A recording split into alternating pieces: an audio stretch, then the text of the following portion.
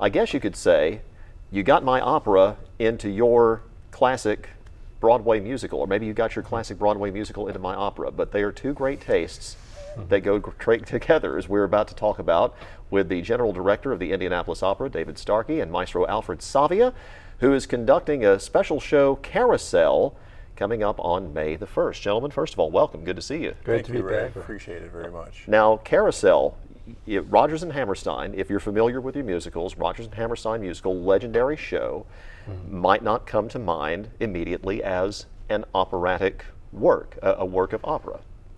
Well, actually, it's the most operatic piece of everything that they wrote. You have a ballet, which is very substantial in the second act. You have duets, solos, big chorus numbers. You have drama, you have love, you have tragedy, you have redemption, you have forgiveness. The whole package is there, which is basically why Rodgers and Hammerstein were so successful. But remember, they were classically trained composers and librettists and writers.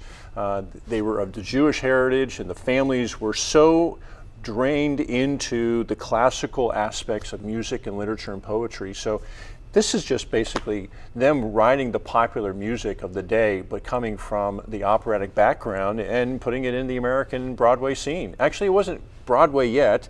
That term wasn't around yet. It was lyric theater. So it was really, you know, them putting it where really the money was actually at the time.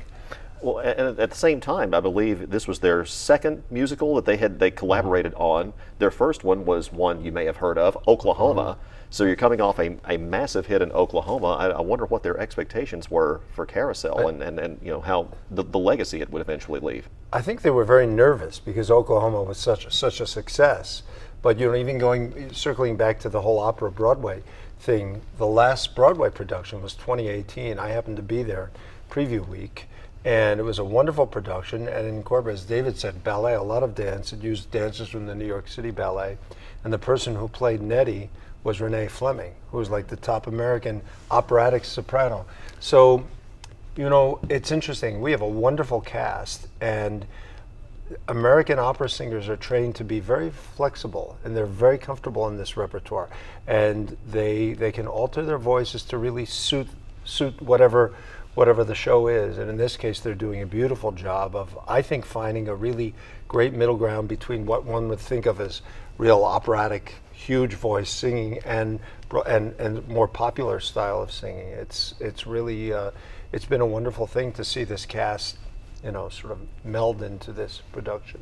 It's coming up on May the 1st, and it's going to be at the Palladium in Carmel this time. Now, there were originally different plans for the location for this show, David. There was, and you know, thanks to the understanding that Indiana changes at any particular moment in weather, we've had a wet, cool spring. I mean, and compared to the last couple springs, it's been quite different. And so this was planned to be at the Indianapolis Zoo. Now, that sounds weird to anybody that sits there and says the opera's at the zoo. Well, that was started new last year when we weren't quite ready to be able to get back into the theater. So Dr. Rob Shoemaker and myself came up with a plan of saying, how could we get shows and people at an outdoor venue, which is the Bicentennial Pavilion. Wasn't designed for that, but we ended up going out there and being able to do a concert stage version of Madame Butterfly. And it was very successful. The acoustics were amazing, and the audience had a great experience. So we decided to come back this year and do Carousel, which we thought was, you know, what else would be a great show to be at the zoo in its carnival environment, it's outdoors, all of the sort of coming out in the spring kind of story. But our spring has not been as cooperative from a weather standpoint. First of all, the double whammy is it's too cold. The orchestras don't play in ambient temperature below 65, and it's been rather wet. So we basically had to make a preemptive move to say, I think we have to save the show from even happening. So we went out about 2 weeks ago and started making the phone calls, and the only venue that had any space one day was the Palladium. So it's a double sort of success story, because though we are greatly disappointed that we're not going to the zoo, so all of our shows at the zoo have been canceled, the big news is we're now making our opera debut at the Palladium, which we've been wanting to go there for years. We go every year at the Tarkington in the fall, but now we're going to be able to bring this production and this show to that world-class facility. And we're planning on trying to go back to the zoo. So, I mean, that's not going to be something we abandon. We just got to get into the warmer months. So I think May is going to be probably more of that window for us than the end of April. But, you know, as your colleague and friend Kevin Gregory shared with me as I called him up and said, okay, what do you see? What do you know? His best scenario was you're going to have to play the scenario that it might happen. The rain and the cool temperatures might be just way too much. So I've never done this before as a producer. You just don't change the venue in the middle of your production. But it's going to work, and everybody's been doing an amazing job, from the cast to the zoo helping us, to the Palladium staff and leadership. Thank you, Jeffrey McDermott and Ramona Adams and everybody. So, I mean, it's a crazy thing to do, but it's going to happen. And now we're going to be at the Palladium. And that's the real reason we're here, is to put Kevin Gregory over. So he has the power to move shows, to move shows from one venue to another. We're talking about Carousel from the Indianapolis Opera. It's May the 1st. And of course, there are two songs that stand out, Maestro Savia, You'll Never Walk Alone, which of course brings everyone to tears when you hear it, even if it's the first time or the 500th time you've heard it. And If I Loved You, which that was my introduction to Carousel, and in a roundabout way through the film version. Gordon McRae, Shirley Jones did in the 1950s, and then Shirley Jones.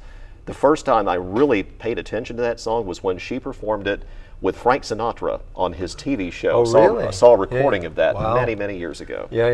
And then, of course, this June is busting out all over. Yes. So, I mean, really, it's a show full of hits. And If I Loved You is this incredibly constructed duet when you play it in its full version, as we do, with all this introductory material. And it's interesting because you have Julie Jordan singing it first, and then Billy Bigelow singing it second. They don't sing together at all in that duet. And then finally, when the duet is over, the orchestra just brings everything together as they finally embrace and have their first kiss. It's one of the most romantic settings of a song that you could imagine, and one of the I mean, it's great in the American Songbook now. It's one of the real classics. And I will say that both Ethan Vincent and Rebecca Cox, who are playing those parts, are doing a magnificent job. I mean, I think this is going to be one of the best performances one can hear of this piece. Really, we have such a high caliber cast.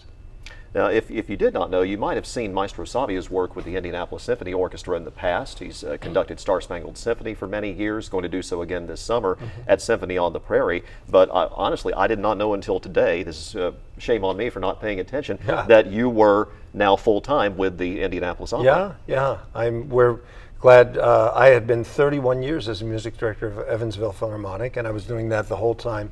I did all my work with the ISO, so for many years we had dual residency, still do in a way, but now gravitating everything towards Indianapolis. And my wife and I are thrilled to be back. What does that mean to have someone who is so familiar with Indianapolis, so familiar with this audience, leading the opera?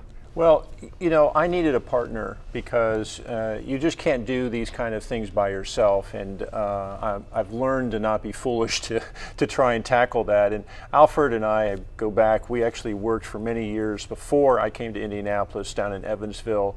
I was previously in Asheville, North Carolina, and we were doing collaborative projects back then.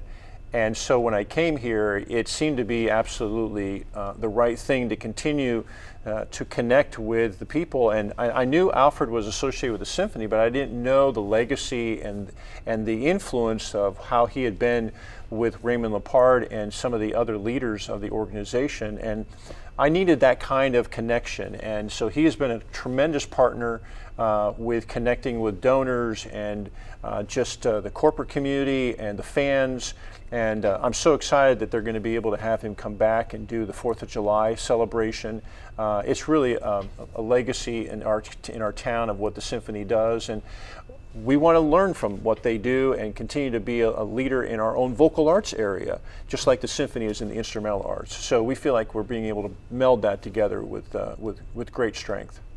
And it's also nice for me to be able to connect with some of the musicians that I've worked with, both the musicians in the ISO, some who were former ISO members, many of whom now make up the Indy Opera Orchestra. Our personnel varies from production to production, but we now have a bit of a core to the orchestra that we can count on, and these are relationships that I've had for many years and that we're continuing to cultivate and bring them into our fold. Carousel, of course, coming up on May the 1st. Now, this, correct me if I'm wrong, season finale for the Indianapolis Opera. How has this first post-pandemic season, if you will, been for the opera? Ray, I really appreciate you asking that question because it has been an incredibly full season, and that's not necessarily what everybody else has been able to do, but I say that because we were really blessed with being able to find a way throughout the entire 2 years to continue to program. Singers at neighborhoods, singing for little cul-de-sac parties, or us singing at the Basile Opera Center and welcoming the Meridian Kessler neighborhood to come and see us. Or we were doing live streams with our TV studio in our building, or we were doing things at the zoo. And so we spent 2020 and 2021 sort of testing and learning about all these different variations that we could. And we hit the ground running on this season. So we started out with Opera in the Park, which we do yearly now.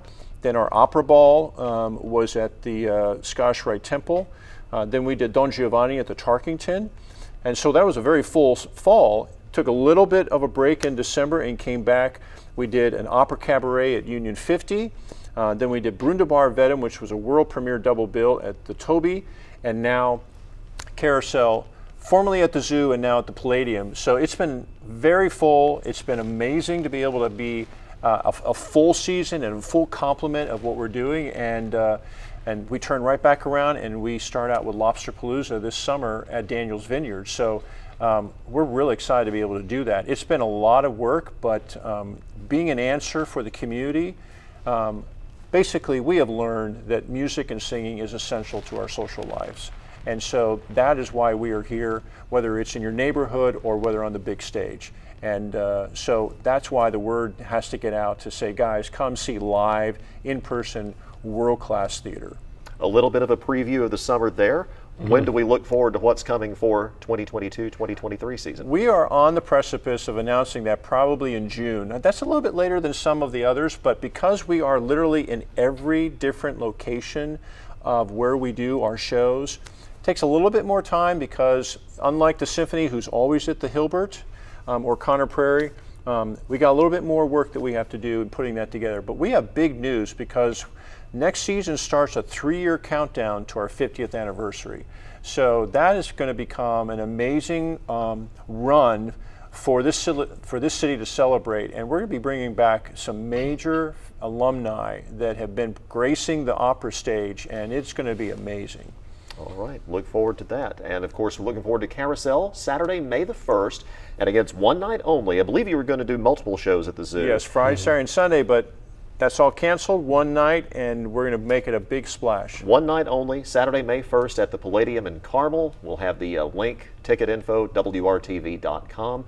And hopefully, many more conversations with David Starkey from the Indianapolis Opera and Maestro Alfred Savia. It's good to have you, gentlemen. Thank you. Thank you, Ray. Thank you, Ray.